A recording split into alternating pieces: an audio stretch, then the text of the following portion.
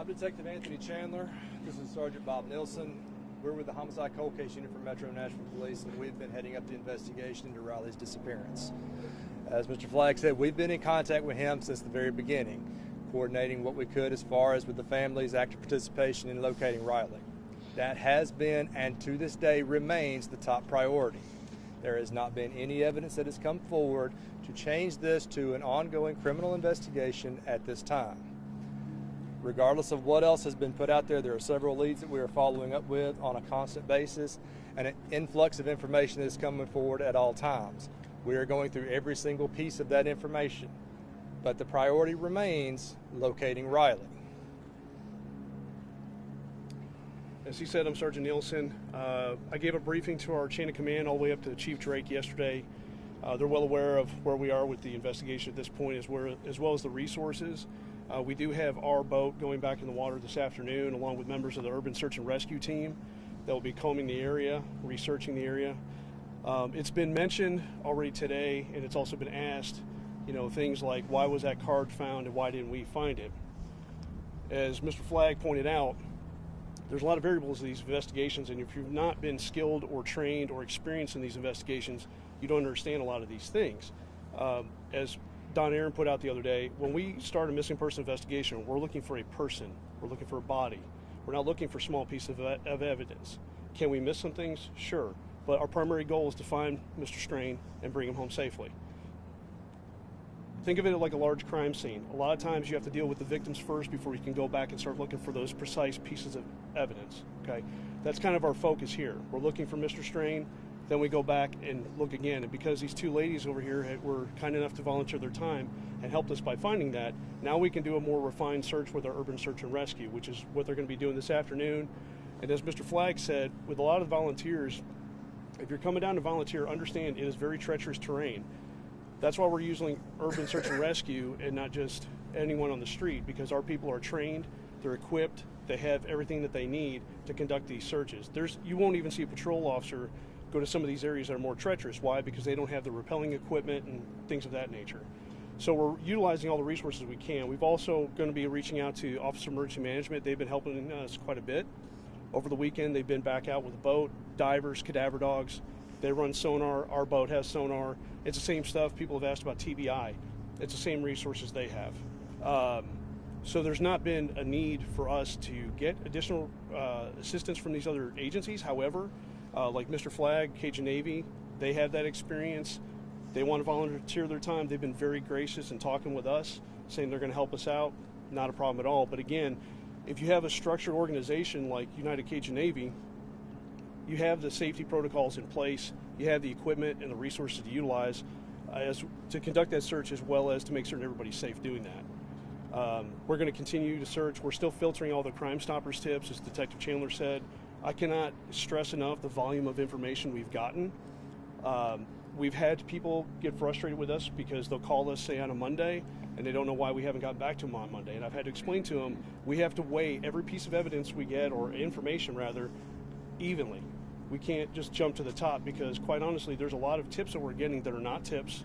They mean well, but they're not tips. So we have to prioritize what's actually providing information. And some of the other things I have my detectives doing today is recanvassing the area for video. And while we don't think Riley may have been in any of these homeless camps away from this area, those are areas that we're going to be working on this afternoon ourselves. In regards to, we've had questions about some of the behind the scenes things we're doing, search warrants, that kind of thing. Please understand it's an open investigation. We cannot share that information with the public because it's an open investigation. It can, if it were to turn into a criminal investigation, well, obviously now we're negatively impacting that situation. So please understand, if you call us and you're asking us questions, there may be some things we cannot answer, and it's to maintain the integrity of the investigation, as well as any potential evidence should there be a criminal component to it.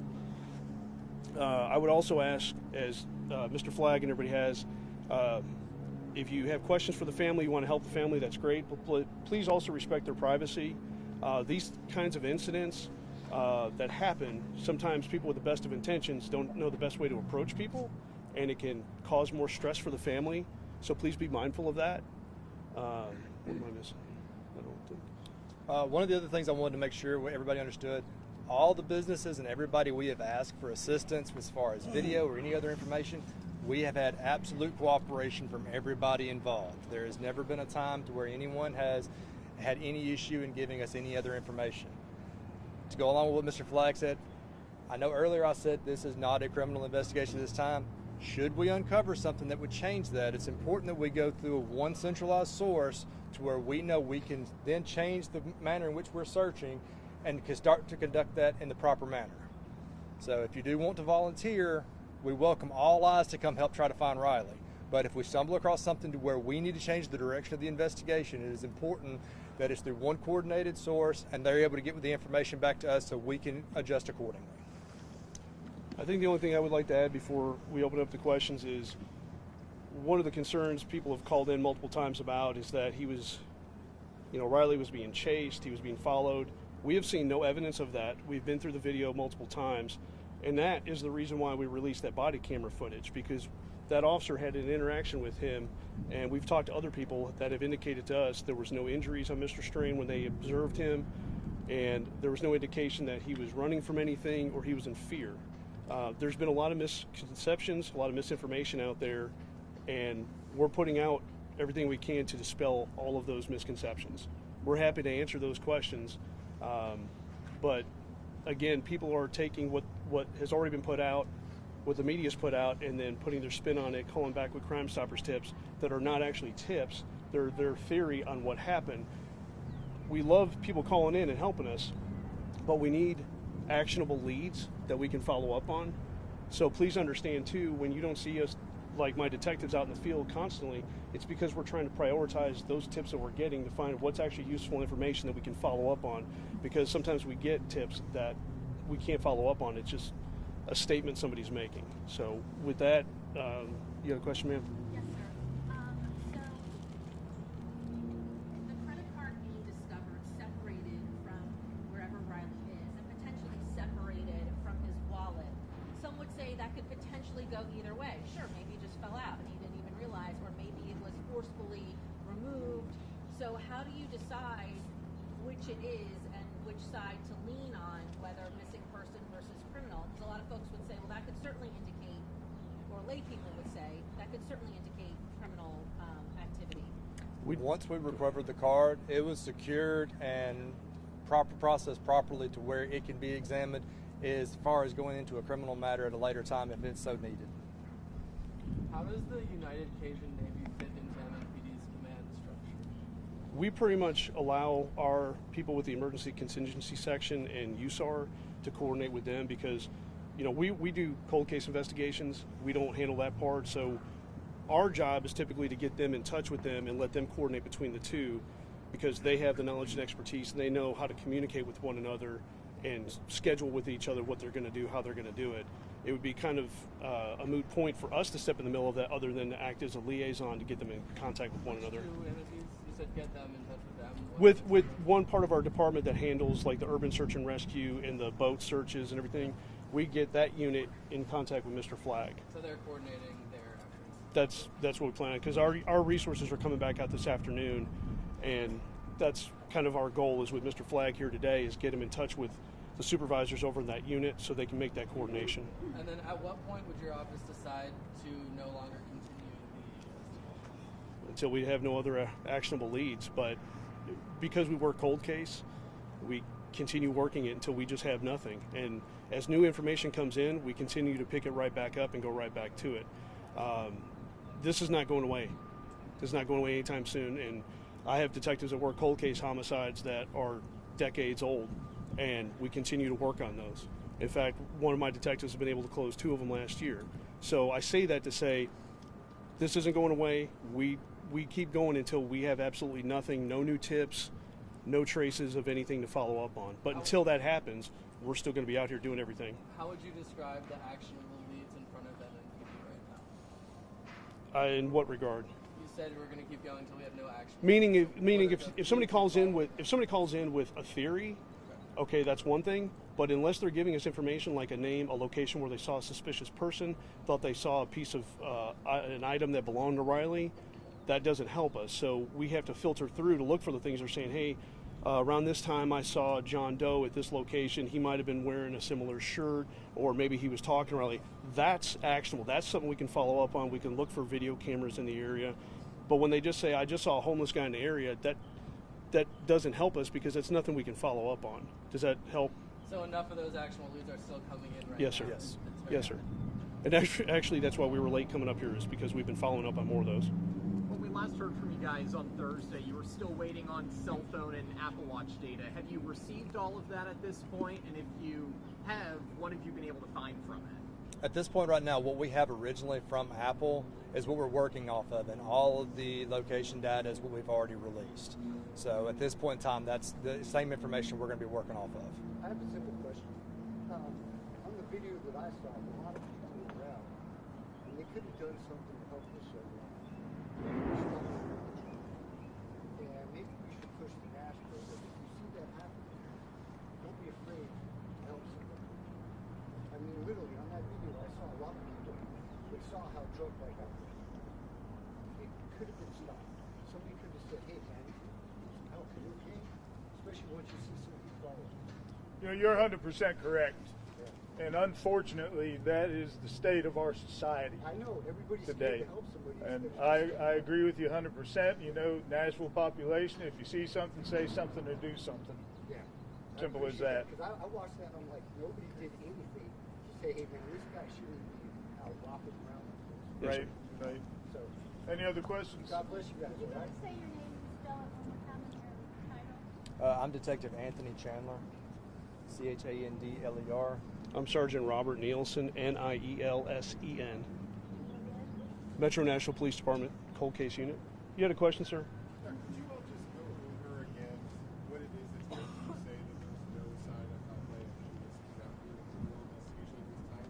Is it a lack of evidence to the contrary, or do you have other information that suggests that? Well, right now it's a lack of any evidence of a crime being committed. A lot of people have come up to us with various items claiming that it's indicative of it. And please understand, as a supervisor, I've been working homicides for 10 years. He's been working them for a long time as a detective. And we're skilled in criminal investigations. What, evidence can be, different possibilities, whether physical evidence, whether it's digital evidence or whatever. And if we don't have anything, like we don't at this point, that indicates that there's any indication of foul play, then if we go down that rabbit hole, then we're wasting resources and time from possibly looking for him, because now we're looking for evidence of a crime. And while we're open to the possibility it could be a crime, I mean, obviously there's always that possibility, right? But we haven't seen anything. And just because his bank card was found there, just because somebody heard something, until we have more to shore that up, we can't say that a crime occurred. So as soon as we have anything, if it exists, that indicates a crime occurred, assault or whatever the case may be, we immediately follow up on that. But we have to have evidence or probable cause, and a lot of people don't understand what probable cause is, but we have to have probable cause a crime even occurred. So that's why it's easy to jump to those conclusions, but that's where we have to tell people, this is why we don't do things at an accelerated rate. We have to do things methodically, like Mr. Flagg and his team, they do methodical searches, right? Our urban search and rescue, they do methodical searches, because if we just jump to conclusions every single time, we could actually miss more evidence, whether there was a crime or not, but still evidence of where he had been or what happened to him, if we're just running all over the place going, oh, what crime happened, but now we're not looking over here anymore. Does that make sense? Does that help? Has there been any other evidence connected to Mr. Strange since Sunday? Not that I'm aware. In which regard?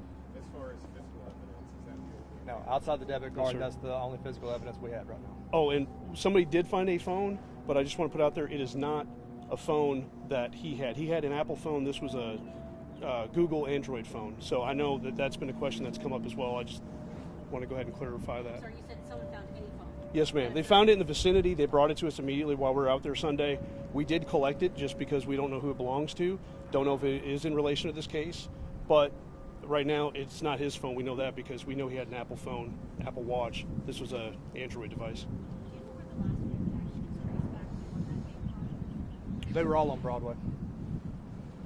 Given that there are so many search areas now, search engines are that are now just putting in this effort, are you positive? How positive are you that Riley is still in this?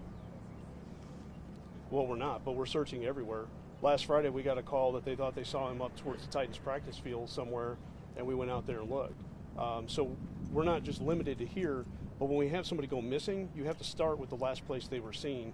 You can't be that you know for a fact that they were seen. You can't just go, well, I thought I saw him over here, because a lot of people think that the video cameras everywhere catches everything, and they don't. We have people claiming there's video across the river, but some of them don't reach this riverbank.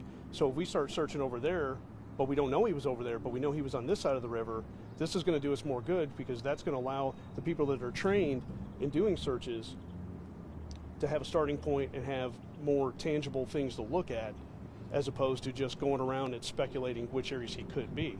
Obviously, if we have something that leads us further down, we will.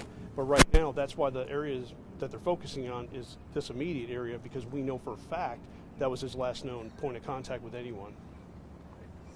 We know Riley was asked to leave the bar around 9:35. We've seen the subsequent videos, but can you give us a timeline of where he was at on Broadway or other places in the city prior to his Ryan's bar? Prior to that is he was here with his friends enjoying a night on Broadway.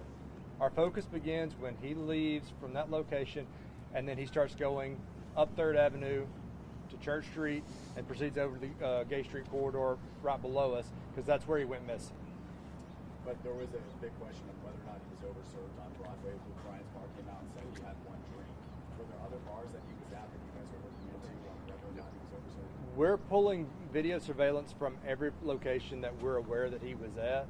As far as this time right now, like I said, our focus is on locating Riley.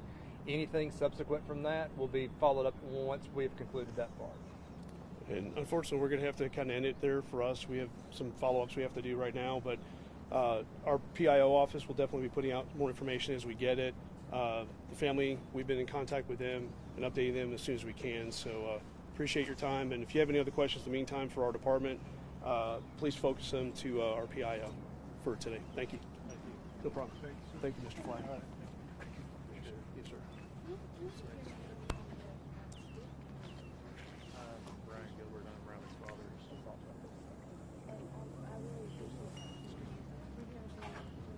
So just real quick, I wanted to tag on to a question that was asked about the Cajun Navy's relationship with MNPD, and it's a cooperative relationship. We're not under their command, they're not under our command. However, we do defer to them first. We don't take any significant actions without checking with Detective Chandler first.